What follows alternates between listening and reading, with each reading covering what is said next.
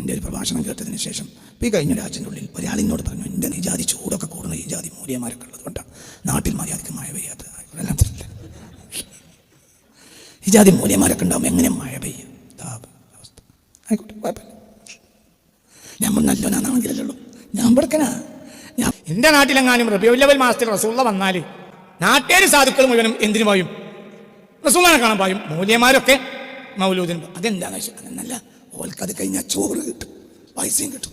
അയ്യയ്യേ, പോത്തിന്റെ ബുദ്ധി ഉണ്ടടാ തലക്കെട്ടന്മാരെ നിങ്ങൾക്ക്. പോത്തിന്റെ ബുദ്ധി എടാ, താലിയിൽ കെട്ടിയിട്ട് പോത്തിന്റെ ബുദ്ധി ഉണ്ടടാ നിങ്ങൾക്ക്. താലി കെട്ടിയവർക്ക് പോത്തിന്റെ ബുദ്ധി ഉണ്ട്.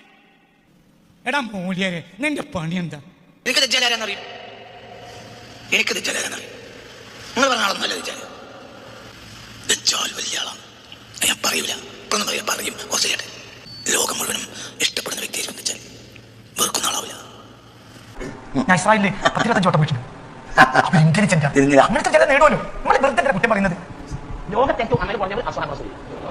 അമലാണ് സംഗതി നമുക്ക് അമലല്ല അമൽ പരാജയക്കുറവല്ലേ? ഈ കഅബ ആയിരക്കണക്കായ കൊല്ലം പൊളിഞ്ഞാടി കിടന്നിട്ട് ഒരാൾ തിരിഞ്ഞു നോക്കിയോ? ഇബ്രാഹിം അടക്കം തിരിഞ്ഞു നോക്കിയോ? അല്ല, വലിയ ആളായി താങ്ങി പിടിച്ച് പറയേണ്ട ഇബ്രാഹിം തിരിഞ്ഞു നോക്കിയോ? ഈ കുറെ കാലത്ത് ആചരണം മരിച്ച് ഈ മനുഷ്യന്റെ വല്യമാനെ കുയ്യാൻ കുഴിച്ചിട്ട് അവനെ മറവ് ചെയ്തു. അത് ആചരണ മക്കളല്ലേ?